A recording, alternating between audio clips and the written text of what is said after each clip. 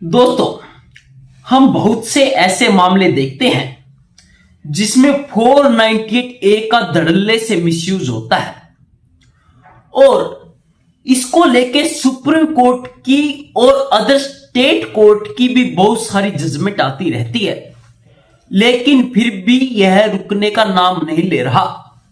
अभी कुछ दिन पहले एक बहुत बड़ा इंसिडेंट हुआ था। जो इंजीनियर था अतुल सुभाष, उसने अपनी पत्नी द्वारा लगाए गए झूठे केस यानी 498A डीवी एक्ट से परेशान होकर सुसाइड कर लिया था, लेकिन इसका फिर भी मिसयूज इतना बढ़ रहा है। लेकिन यहां पे क्वेश्चन ये रेज होता है कि इसका मिसयूज क्यों किया जाता है। सीधा सा इसका दोस्तों एक ही आंसर है, परेशान करने के लिए। अपने पति को और अपने ससुराल पक्ष को परेशान करना ही एक मोटिव है 498A यानी डोरी का केस लगाना। चाहे वो फिजिकली तौर पे परेशान करना हो, चाहे वो मेंटली तौर पे। दोस्तों, इसमें हस्बैंड को तो फंसाया ही जाता है पत्नी के द्वारा, साथ में उसके परिवार वालों रिश्तेदारों को भी घसीट लिया जाता है। जो सुप्रीम कोर्ट ने आज यही जजमेंट दिया है दोस्तों, जिसका वर्णन हम इस वीडियो में करेंगे। वीडियो बहुत इंपॉर्टेंट होने वाली है, वीडियो को अंत तक देखिएगा क्योंकि यह आपके बहुत काम आएगी। इसमें दोस्तों सुप्रीम कोर्ट ने क्या कहा कि पत्नी जो सभी को फंसा लेती है, परिवार वालों को, पति के साथ साथ, कि आप ऐसे ही किसी को भी नहीं फंसा सकते। मामला क्या था? मामला दोस्तों यह था कि एक पत्नी ने 498A में पति को घसीट लिया।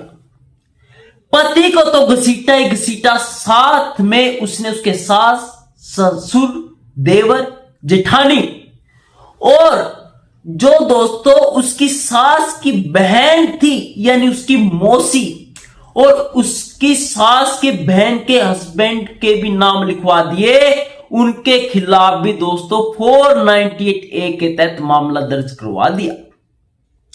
जब पुलिस की तरफ से उनके पास कॉल गई कि आपके भी नाम इसमें लिखे गए हैं, तो उनके तो दोस्तों वो सुन गए, हम तो उस फैमिली मेंबर भी नहीं है, हमारे नाम कैसे, क्या पता कभी किसी दिन मिलने गए होंगे तो थोड़ा कुछ बोल दिया होगा, यही हो सकता है, या कॉल पे बोल दियो, फोन पे बोल दियो, तो उनके भी नाम लिखा दिए। और पुलिस तो तैयार रहती है कि कोई लेडी आए और किसी का भी नाम, चाहे कोई विदेश में ही क्यों ना बैठा हो, उसके भी नाम धड़ल्ले से लिख देती है। कोई इन्वेस्टिगेशन नहीं, कोई क्वेश्चनिंग नहीं, कोई जांच नहीं।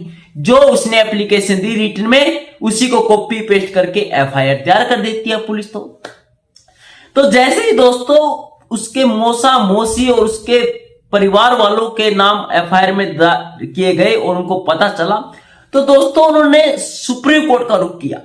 तो दोस्तों सुप्रीम कोर्ट ने पुलिस द्वारा कोर्ट में पेश की गई चार्जशीट को देखा। चार्जशीट क्या होती है, मैं थोड़ा सा इसको बारे में बता देता हूं दोस्तों, कि कुछ लोगों को नहीं पता हो कि चार्जशीट क्या होती है।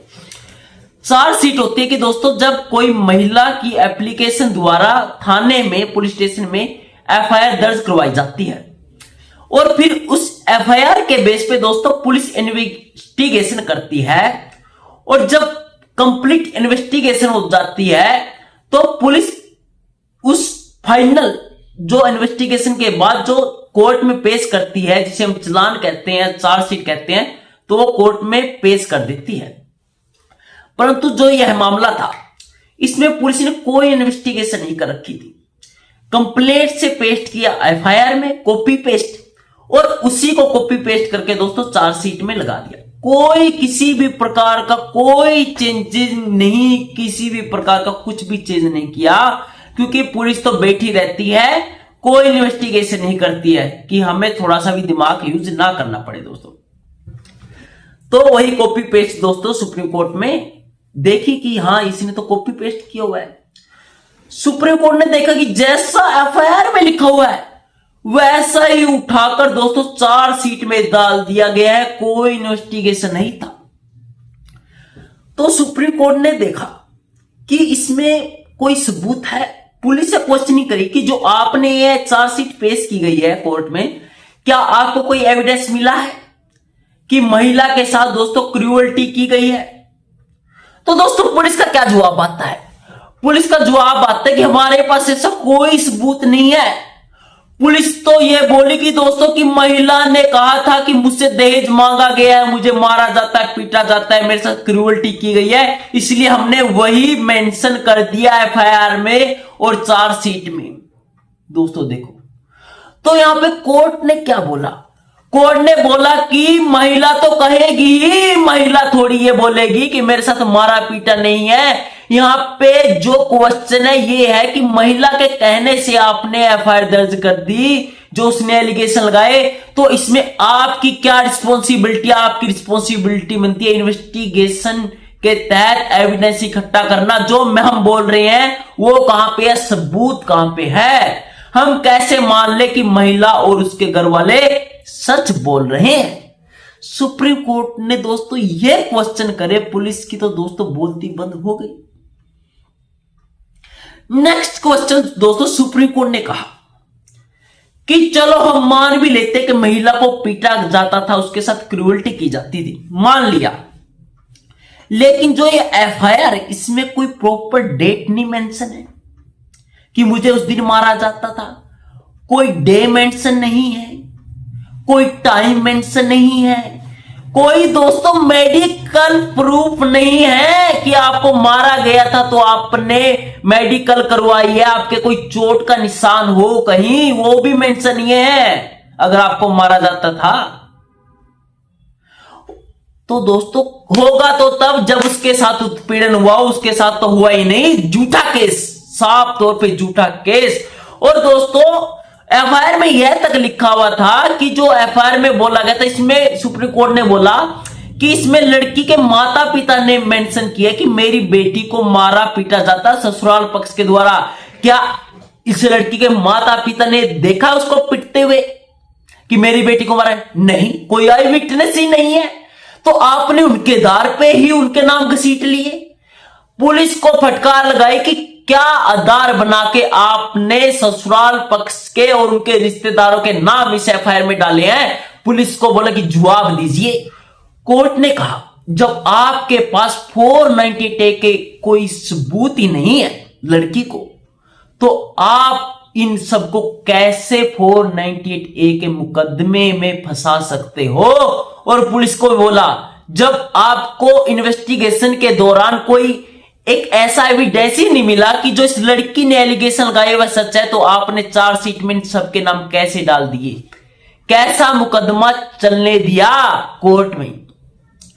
तो दोस्तों ये तो मैं मानता हूं कि बहुत बड़े मिसयूज चल रहा है, लेकिन मैं पुलिस वालों से थोड़ी दरखास्त करना चाहता हूं कि थोड़ी इन्वेस्टिगेशन जरूर कर लीजिए करें, कि ऐसा नहीं है कि कोई महिला एक एप्लीकेशन लेके आई, आपने तुरंत एफआईआर दर्ज कर दी। हाँ चलो एफआईआर कर दी दर्ज, मान लिया मैं, लेकिन थोड़ा ये देखना चाहिए कि वो किसके नाम लिखवा रहे हैं। हाँ हस्बैंड का नाम बोल रही है तो ठीक है, जायज है कि हस्बैंड उससे, लेकिन मौसा मौसी उसके घर वाले, यह तो लीगल नहीं है, ये तो बिल्कुल भी लीगल नहीं है। तो एक साफ तौर पे उस लड़की की मेंटेलिटी का पता चलता है कि वह सिर्फ उन्हें परेशान करने के लिए ही यह सब कुछ नाम लिखवा रही है। कोर्ट ने दोस्तों यहां तक कहा कि जो यह गलती हमारे देश के कानून में है, इनमें ही कमी है कि ये पति के खिलाफ तो मामला दर्ज होता है, साथ में उनके घर वालों और उनके रिश्तेदारों को भी घसीट लिया जाता है और उनके भी एफआईआर में नाम लिखा के चार्जशीट पेश कर दी जाती है। और 498 का मिसयूज बड़े दलदले से किया जाता है दोस्तों। तो सुप्रीम कोर्ट ने दोस्तों जो ये मैटर था, जो पति के खिलाफ और उसके रिश्तेदारों के खिलाफ, माता पिता के खिलाफ जो 498 क्रूअल्टी, डीवी एक्ट, डोरी जैसे मामले दर्ज किए गए थे, उन सबको दोस्तों क्वैश कर दिया और पति पक्ष को बहुत बड़ी रिलीफ दी।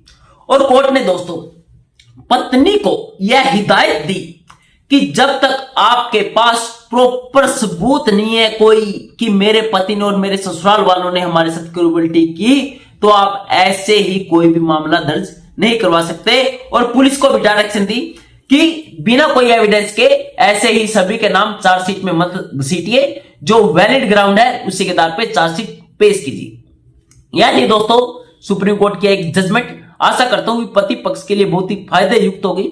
यदि आपका इससे संबंधित कोई क्वेश्चन है, कोई और टॉपिक पे आप वीडियो चाहते हैं, या कोई डाउट है, आपके ऊपर भी कोई केस कर दिया गया है, उसका सोल्यूशन नहीं मिल रहा है, तो आप हमसे संपर्क कर सकते हैं। आप व्हाट्सएप के माध्यम से भी और कमेंट सेक्शन के माध्यम से भी हम आपकी सहायता जरूर करेंगे। थैंक यू दोस्तों।